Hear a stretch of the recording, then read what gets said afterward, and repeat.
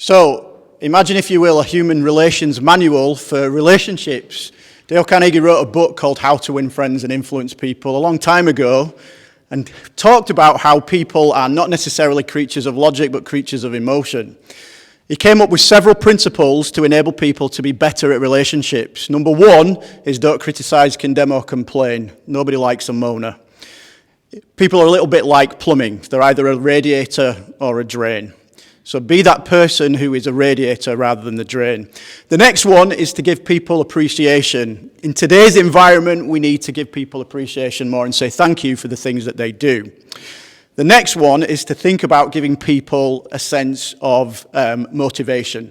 So can we create an eager one in other people? That's all about giving people reasons to do something and to essentially take action. So these principles will enable us effectively to build trust with other people. So these first 9 are all about how we effectively get trust with others. The next one is to become genuinely interested in people. My wife likes cross-stitch and craft. I do not. So the key thing here is to become genuinely interested, which means it requires effort. I'm a Leeds fan. As a Leeds fan, if I worked with a Man United fan, it would take effort. So become genuinely interested in other people. This one's easy. It's about smile. Make sure that we smile and be approachable in today's environment. Smiling doesn't take a lot and it is infectious. Then, remember that people's names are the sweetest and most important sound to that person in any language. Use their name. So if we're going to build relationships, remember that their name really matters. Mine's Nathan. It's not that common in the UK. So remember, it's important to use people's names.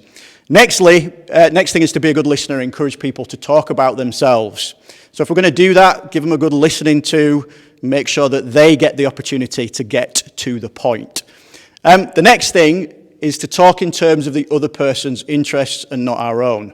Essentially, if we're on our agenda, it doesn't enable us to build trust with people, so make sure that we can talk about the things that really matter to them.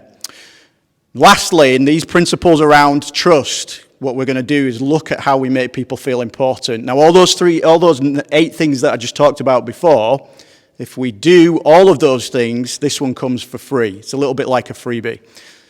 So be a good person, essentially, and build trust with people.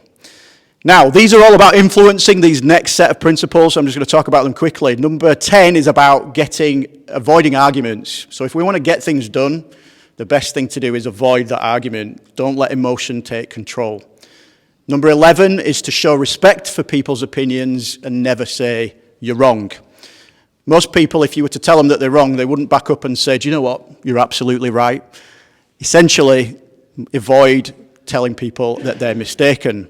If you are wrong, though, admit it quickly and emphatically. I don't know why people don't do this on a more regular basis, which is that they need to think about admitting when things go badly. That's humility, and there is strength in humility. If we are going to influence people, of course, begin in a friendly way rather than going guns blazing and try to look at starting on our agenda. Begin in a way that makes people feel comfortable.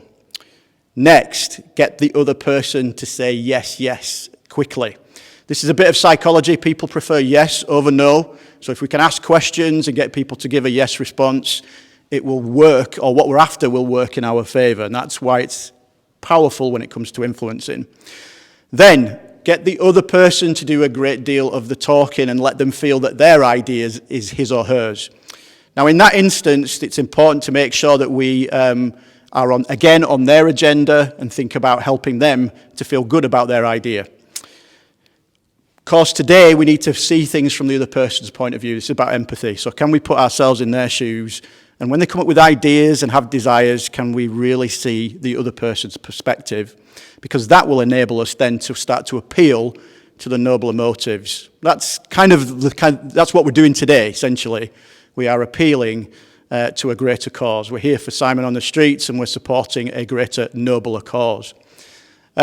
Then, dramatize your ideas, bring them to life, like we're doing today. Can we bring our ideas to bear with a certain sense of drama? Can you bring it to life?